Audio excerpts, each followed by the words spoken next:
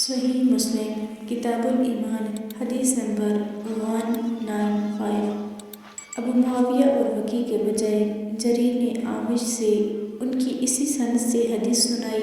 کہا، رسول اللہ صلی اللہ علیہ وآلہ وسلم نے فرمایا، اس ذات کی قسم جس کے ہاتھ میں میری جان ہے، تم جب تک ایمان نہیں لاؤ گے جنت میں داخل نہیں ہو سکو گے۔ جس طرح ابو معاویہ اور وکیع کی حدیث ہے۔ صحیح مسلم کتاب الایمان حدیث نمبر 196۔ سفیان بن عیینہ نے کہا، میں نے سہیل سے کہا کہ عمر بن امین کاکا کے واسطے سے آپ کے والد سے حدیث سنائی۔ سفیان نے کہا، مجھے امید تھی کہ وہ مجھے خود روایت سنا کر ایک راوی کم کر دے گا۔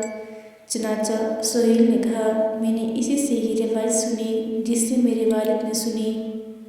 وہ شام میں ان کا دوست تھا۔ محمد بن عباد نے کہا، پھر سفیان نے ہمیں سہیل کے واسطے سے عطا بن یزید کی حضرت تمیم داری رضی اللہ عنہ سے روایت سنائی کہ نبی اکرم صلی اللہ علیہ وآلہ وسلم نے فرمایا، دین خیرخواہی کا نام ہے۔ ہم صحابہ رضی اللہ عنہم سے نے پوچھا، کس کی خیرخواہی؟ آپ نے فرمایا، اللہ کی، اس کی کتاب کی، اس کے رسول کی، مسلمانوں کے امیروں کی اور عام مسلمانوں کی خیرخواہی۔ صحیح مسلم کتاب الایمان حدیث نمبر 197۔ سفیان ثوری نے سہیل بن ابی صالح سے، انہوں نے عطا بن یزید لیثی سے، انہوں نے حضرت تمیم داری رضی اللہ عنہ سے اور انہوں نے رسول اللہ صلی اللہ علیہ وآلہ وسلم سے سابقہ حدیث کے مانند روایت کی۔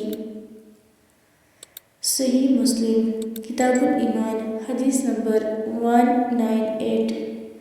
ہمیں روح بن قاسم نے حدیث سنائی۔ کہا، ہمیں سہیل نے عطا سے اس وقت سن کر روایت کی جب وہ ابو صالح کو حدیث بیان کر رہے تھے۔ کہا، تمیم داری رضی اللہ عنہ سے روایت ہے کہ کہا، رسول اللہ صلی اللہ علیہ وآلہ وسلم سے روایت ہے اسی سابقہ حدیث کے مانند۔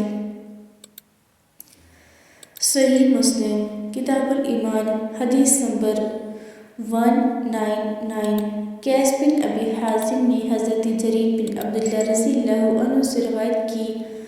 کہا، میں نے رسول اللہ صلی اللہ علیہ وآلہ وسلم سے نماز قائم کرنے، زکوٰۃ ادا کرنے اور ہر مسلمان کے ساتھ خیرخواہی کرنے پر بیعت کی۔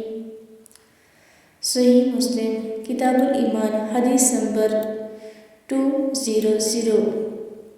زیاد بن علاقہ کوفی سے روایت ہے، انہوں نے حضرت جریر بن عبداللہ رضی اللہ عنہ سے سنا، وہ کہہ رہے تھے، میں نے نبی صلی اللہ علیہ وآلہ وسلم سے ہر مسلمان کے واسطے خیرخواہی کرنے پر بیعت کی۔